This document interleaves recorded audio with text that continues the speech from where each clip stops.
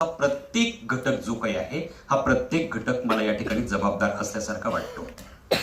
कारण मॅस्लो असं म्हणतात की जन्माला येणारं प्रत्येक मूल हे कोऱ्या पाटीसारखं स्वच्छ असतं आणि त्याच्यावर तो ज्या समाजात वाढतो, ज्या परिवेशात तो सुसंस्कारित होतो किंवा संस्कारित होतो, ते जे संस्कार आहेत ते संस्कारच त्याला घडवतात किंवा बिघडवतात. आणि हे संस्कार देणारी पहिली संस्था असेल तर ती कुटुंब संस्था आहे. आणि म्हणून या कुटुंब संस्थेतला पालक हा अत्यंत महत्त्वाचा घटक आहे, जो आपल्याला दुर्लक्षून चालणार नाही. मग हे सक्षम पालकत्व आपल्याला सकारात्मक पालकत्वाच्या दिशेने कसं नेता येईल या संदर्भामध्ये विचार करणं ही खरोखर काळाची गरज आहे.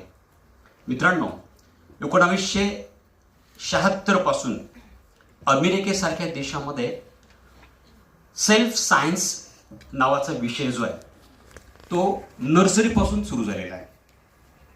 या सेल्फ सायन्समध्ये काय शिकवलं जातं तर या सेल्फ सायन्समध्ये इमोशन मॅनेजमेंट शिकवलं जातं.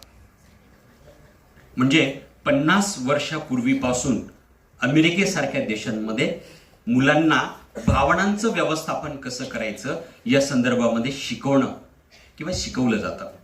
पण भारतासारख्या देशामध्ये अजूनही या विषयाचं गांभीर्य आपल्याला प्रामुख्याने जाणवत नाही.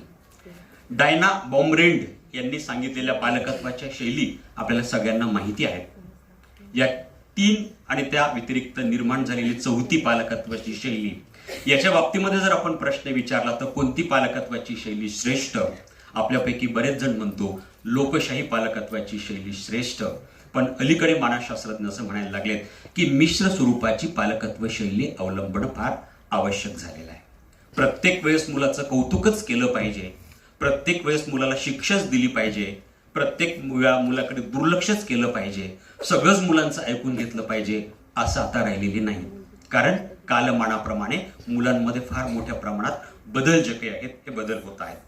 मग आजच्या पालकांसमोरची आव्हानं नेमकी काय आहेत तर आजच्या पालकांसमोरचं सगळ्यात मोठं आव्हान आहे की हे जे बदलतं तंत्रज्ञान आहे, या बदलत्या तंत्रज्ञानाच्या वर्चस्वाखाली मुलं वाढत आहेत.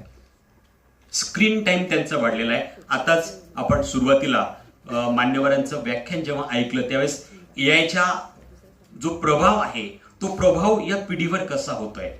जेन झी पिढी असेल, जेन अल्फा पिढी आता जी असेल, याच्यामध्ये तुम्ही बघा कसा तंत्रज्ञानाचा प्रभाव जो आहे तो वाढलेला आपल्याला दिसतो.